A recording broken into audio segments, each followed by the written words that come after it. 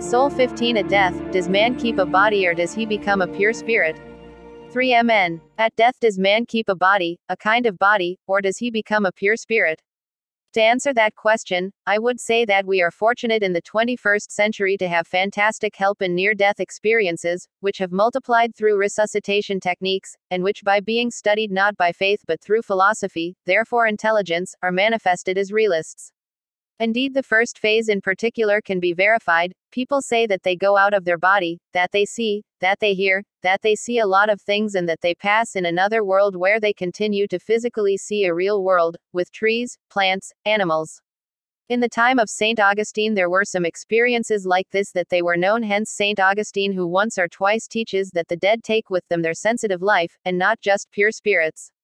But since there were not enough experiences, we can say that Western theology, relying on a philosophical reasoning with Saint Thomas Aquinas, concluded that since the brain would die, then all sensations, all sensitive memories, the imagination itself, and survived only the mind and will, with its deep choices and deep understandings.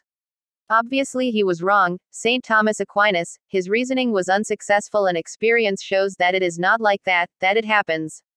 And so if it is true that the dead continue to see, to hear, while their biological body is there, in cardiac arrest and then going to be buried, it is therefore necessarily that they take with them a cause capable of explain that they continue to see. They don't take away their physical eye, it's in the body, it's going to rot.